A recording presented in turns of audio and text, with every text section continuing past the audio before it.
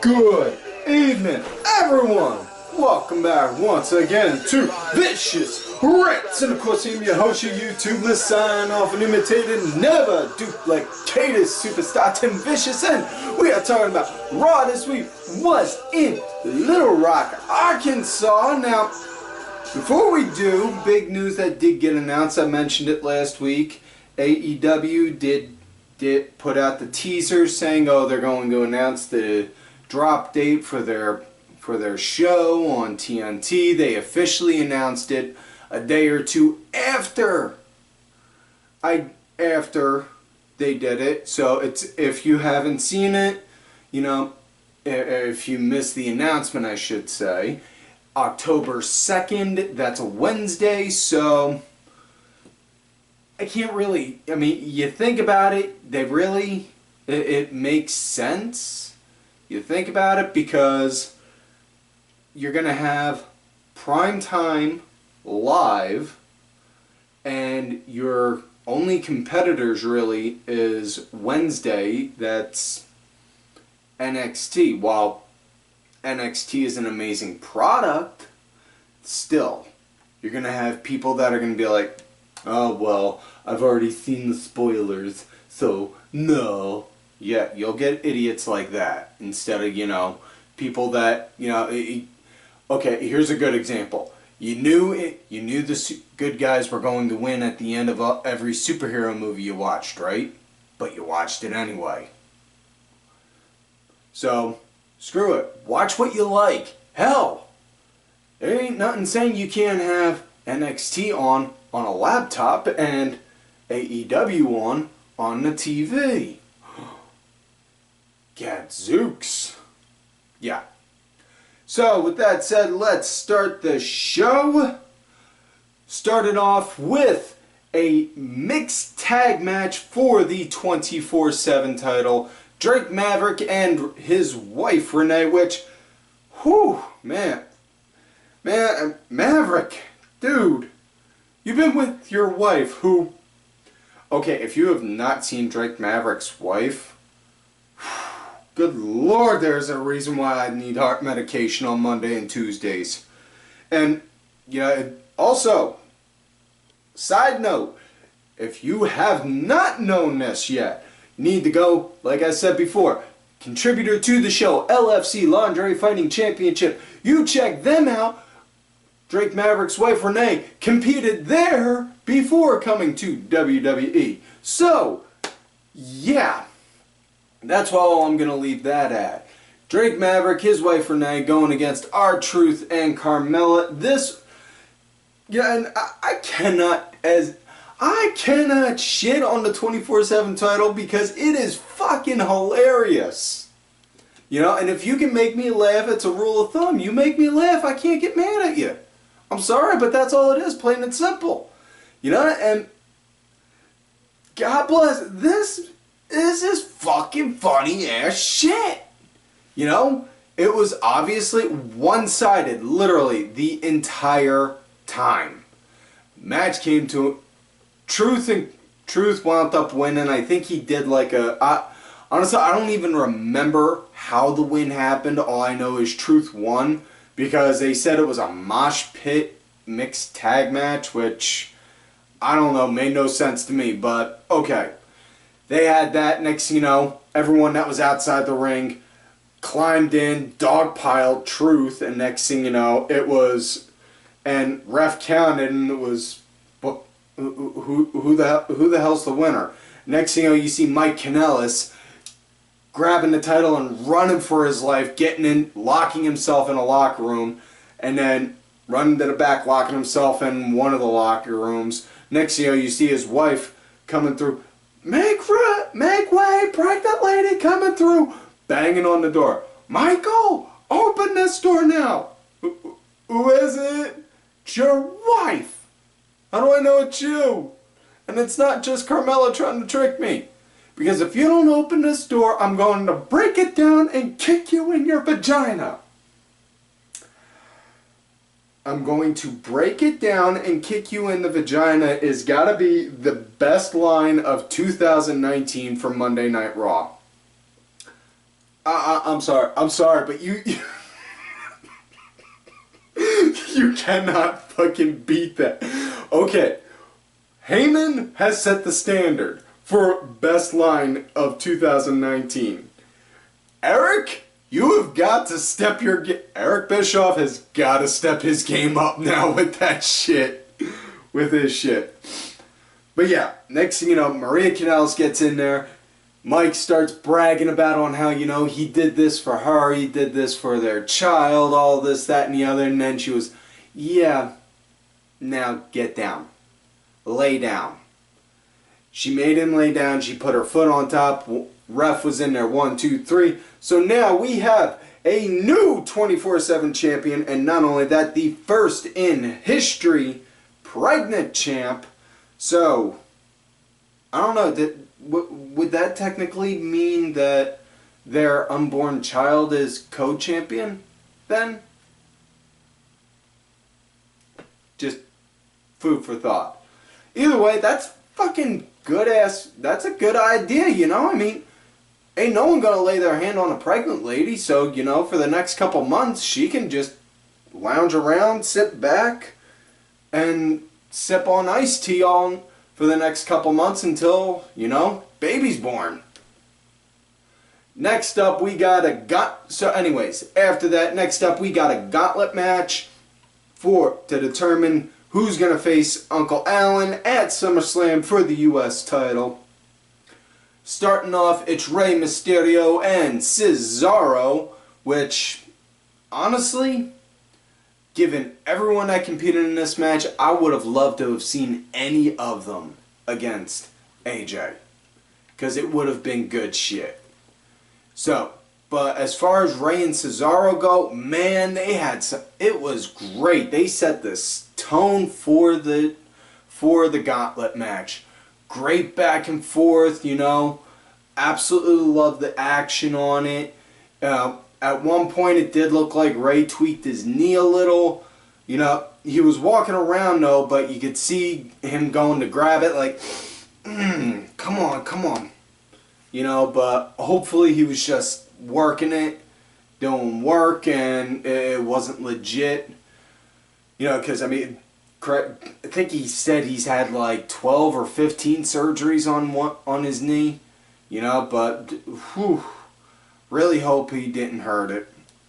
Either way, Rey wound up getting the win, doing a 619, and then Sami Zayn came in, and just as quick as Sami Zayn came in, he got out because Sami started beating the snot out of him, and then Rey, quick roll up, 1, 2, 3, and some people are shitting on that idea, saying, oh, well, why have Sami come out if he's only going to... Dude. It's to build to the story. Not only that, it's a wrestling match. Okay, you want to take the entertainment aspect out of it? Think of it like this then. You have to have one definitive winner and one definitive loser. You know, you can't have everyone win all the time. God forbid, one of your favorites has to lose. And if they're on a consistent losing streak, or if they never win the big matches, look at it in this perspective. What kind of way do they get built? What kind of way are they built? Sami right now, he's a chicken shit heel. He's an arrogant heel, shitting on the people who criticize and all that jazz. You know? Hell, by all standards, he's taking shots at me for doing it then. Fucking cool. Go for it. If that's what draws, fucking go for it. So yeah. So anyways, Rey takes out. Damn it. Rey takes out Cesaro, Sami Zayn. Up next, Andrade with Zelina Vega. Man, I give up. Man, Aleister Black, you are one hell of a salesman getting Zelina Vega because, again, heart pills, man, heart pills. Zelina Vega and tight leather, that's like, goes together like peanut butter and chocolate. Whew. Anyways, really great solid action, you know, reminded me just on how great these two gel together. Absolutely love the action between these two. Match came to an end. Andrade, he did the hammerlock DDT, and after the match he proceeded to start ripping off Rey's mask, which I'm personally not a big fan of. I mean, yeah, we know in WCW he did that time without the mask, but I don't know, just, it's one of those things where you don't mess with Rey Mysterio's mask and you don't mess with Jushin Liger's. You know, I know some people out there have gone and looked up pictures and all of Liger unmasked.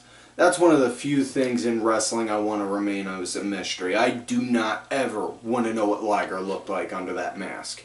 Just like I intentionally make myself forget what Rey looked like without his mask. I don't ever want to, you know, want to keep some of the lore alive. So yeah, after that, now we got Ricochet versus Andrade, which, man, I really dug the shit out of it. Andrade, he was leading. He had a nice good pace and feel. Hopefully we can get something like that between them two down the line. You know? And you think about it also, we kind of had chaos. Or no, I was wrong. Sorry. For a second, never mind. Forget it. So yeah. Decent match, really dug it. Match came to an end while Andrade was leading the match.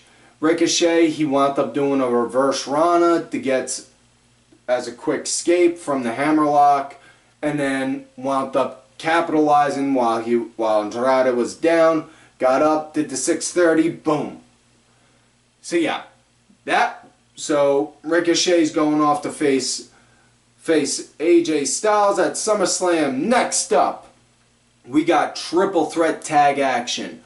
Usos, the Good Brothers, Gallows and Anderson, and the Revival. Triple threat tag match. This was really cool. Now, before I get into the match and before I go into that, one thing, and I had to call out this dipshit on fucking Twitter, and I hate, no, I can't say I hate, because in all honesty I don't, but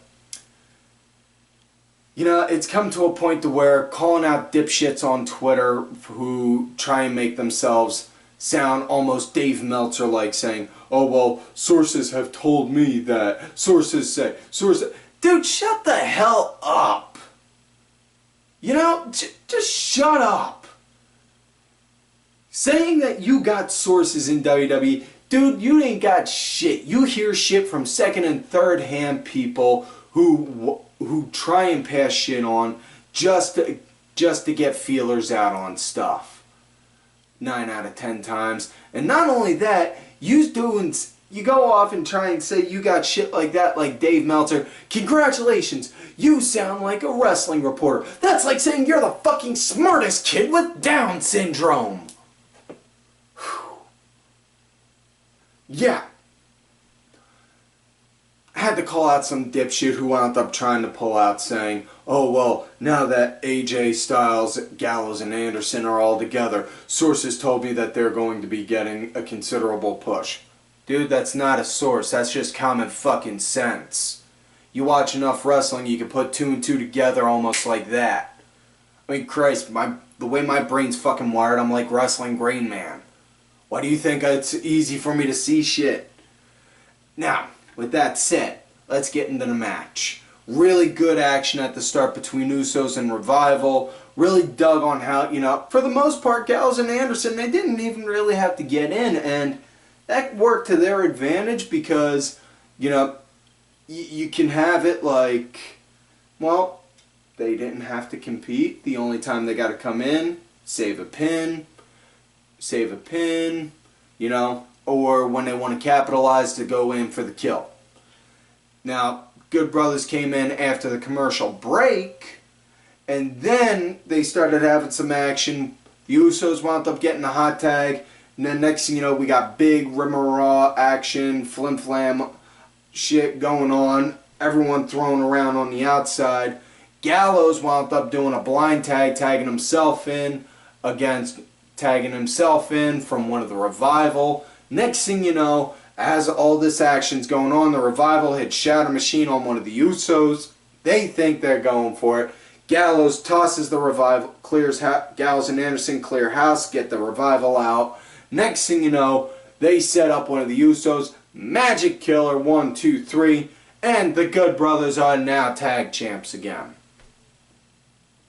Next up, we got another match. The Viking Raiders going against another set of local jobbers. Now, this, as you can obviously imagine how that went. Now, some folks were putting out there on the Twitter and all, oh, why are you just having them do matches with squash matches with jobbers and all that? Dude, it was the same reason why they had Strowman do that for a while too at first.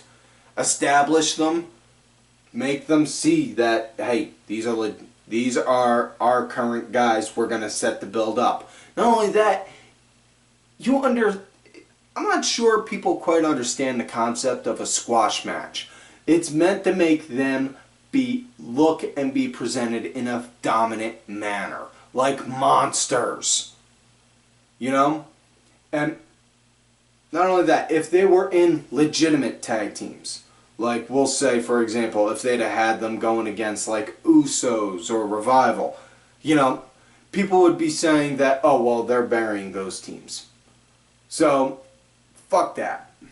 You know? In fact, fuck it again. And fuck it a third time, just in case. Now, let's get to the next match. Ladies action, Becky Lynch, Alexa Bliss. Becky, she was leading. Becky, she was for the most part leading. It was a good, decent match. I dug it, you know. I dug it. Match came to an end when Becky, she went to go and do she did an exploder over into the corner. Next thing you know, Alexa Bliss grabbing her ankle like, like it's legit hurt. Next thing you know, they call for the match saying Alexa can't continue, so Becky wins by default. Then Nikki Cross gets in the ring, starts screaming at her saying, you can't do that to my friend, I'll show you, this, that, and the other. Next thing you know, we get a match between Nikki and Becky now. So we get this action going on, and Becky winds up pretty much stomping a mud hole in Nikki Cross and walking it dry. She gets the win doing an exploder on her. And then, hallelujah, praise the Lord, Alexa Bliss miraculously was healed by the time that match was over. It was nothing short but an act of God. That had to be it. That had to be it, because heaven forbid, she would ever deceive any of us in such a way. And then they proceeded to beat the crap out of her, and then till Natalya came out, and then put the sharpshooter on Becky, which was because earlier in the day, they were showing a training video where Natalya was trying to learn on how to get out of the disarmor. Becky came in, beat the shit out of Natty, and then locked it in on her. So when Natty came in to stop Alexa and Nikki, she then put the sharpshooter in, then went into the back and showed on how she inherited the one trait everyone from the Hart family has. Not being able to cut a really good promo. I'm sorry, but it's the truth. It's the truth. You look back at any of Bruce's kids, you know, they were never known for good promos. I loved Owen. I loved Owen with all my heart. But Owen Hart was not known for cutting a good promo. Bret, well, you know, Bret, he would talk about a promo. He would be like this. And a lot of times, he would be like this. And it would be just, no. No. Dude, no. I'm sorry, no. Hart family was never known for promos. So, yeah. She issued a challenge for a submission match at Survivor Series and then said I would, but I'm not going to, and what? So you're issuing a challenge, but you're not. Where the fuck does that make sense? Yeah. this is why anytime Natalia's involved with anything on TV, that's when I tend to have to start investing in ibuprofen, because I get headaches trying to wrap my head around what she's saying. So let's come across to the main event match of the night. Seth Rollins, Dolph Ziggler. They were hyping up on how Dolph was disrespecting Shawn Michaels and super kicked him last week on SmackDown. And then Seth came out all hyped up and mad over on how Dolph disrespected Shawn and all that jazz. And then next thing you know, we hear Shawn's music, and out comes Dolph. Which, you think about it, it makes sense, because Dolph Ziggler pretty much has imitated Shawn Michaels in every other way. So he might as well come out to his music now. You know? So yeah, he comes out, makes a joke at Seth, saying, "Oh, Seth, it looks like you lost your smile," this, that, and the other. And then they proceed to have the match. At Seth, he was Seth was extremely aggressive in this. I dug the match. It had a nice feel, you know, but honestly, it was what it was. Now, the match came to an end. It got thrown out just as Seth was about to go and line up for the... Now, actually, before I get to the ending, one thing I do want to address. Dolph tuning up the band, doing the stomp for the sweet chin music, super kick. Next thing you know, just as he's about to, Seth pops him with a super kick, and please, please, people, take note. See the way Seth did that super kick? That's on how you should do it. Don't slap your thigh when you go to do a super kick, man. Just don't. Don't. Anyways, Seth is lining up to go and do the curb stomp. Just he's about to. Boom! Brock's music hits. And Seth's like, what? Okay. And then locks eyes on Brock's like, all right, come on, come on, come on, come on, come on. And he's ready to go and pounce on him. Next thing you know, Dolph grabs Seth's ankle, stops him for a good second or two, which is just enough for Brock to go and put Seth on the ass end of an ass whooping. And then, yeah, starts beating the shit out of him, uses a chair, F5s him on the spine of the chair, if you will. The part that you lay your back against, the part that's, and just on the ribs. Seth's spitting up blood. He gets carried out on a stretcher just in the ambulance. As next thing you know, as he's getting loaded into the ambulance, you could see the Usos fighting Gallows and Anderson and Styles. Roman steps in, who was there walking with Seth to the ambulance. Next thing you know, Joe comes in, stomps a mud hole in Roman, and then just as the ambulance is about to go out, Brock gets in front of it. Whoa! Stop it! Turn it off! Turn the engine off! And then goes over, pulls Seth out, drags him out off of the ambulance, and then F5s him on the stretcher. Which, God damn, I fucking felt that F5. God almighty, that had to hurt like hell. Yeah. Yeah, that had to hurt like hell. Seriously. Whew. So yeah, now we come to the closing segment of the night. It was supposed to be a Samoan Summit, whatever the hell that is. And Joe comes out saying on how Roman can't attend. But Roman, if you feel froggy enough, leap. Come on out here and I'll show you what I did. I'll show all these people what I did to you in the back. And then Roman proceeds to come out. Him and Joe start fighting just as it looks like Roman's on the winning end. Boom. Drew McIntyre comes out, starts beating the crap out of him. And then just as it doesn't look good for Roman, out comes Cedric Alexander. Which, side note, anyone that says the 24/7 title is a bunch of shit, think about this.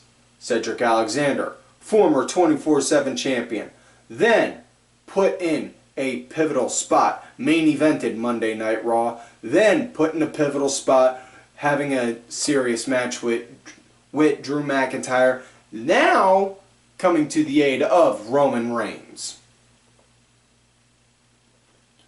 So, Cedric comes out, starts helping him, And then next thing you know,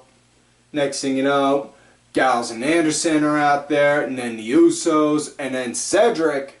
All this is in front of the entryway, and then Cedric climbs up on top of the LED board and then jumps off like Shane would have, and yeah, just big fight, non-stop, big brawling all around. Great way to end the show, I would definitely say. I absolutely loved it. I thought it was a good way to go. So, that is definitely it for this week's show. Like I said, big thanks to major contributor to the show, LFC Lingerie Fighting Championship. A little bit of wrestling, a little bit of MMA, and a whole lot of women wearing a little bit of nothing. Make sure you check them out. Their info's down below. Big shout out to my executive producer, Ali Ben, who did provide the music for this week's show. Make sure y'all check that out. It's out there on iTunes, Spotify, and such. Details are down below. Also, you want one of these sweet-ass Ali Rewind shirts, hit me up and I'll talk to the man for you. Show that man some love and support. Make sure y'all like the video, subscribe to the channel, go back, watch some of the other episodes. Make sure y'all also look for me on my Twitter at Tim Vicious. Also on that Facebook gimmick, Tim Ash. If you're going to look for me on my Facebook gimmick, make sure you let me know you found me on there from here. Or the Twitter at Tim Vicious. So I don't think you got your creep John going. And do not forget to follow these cool ass cats right here on the Twitter. Axel Mulligan, Kenny Killer, DSB_IB, Cranky Asshole, Dazzy MWP, and Sergeant Curry Pants. Folks, like I always tell y'all, you love me great, you hate me. Fuck yous.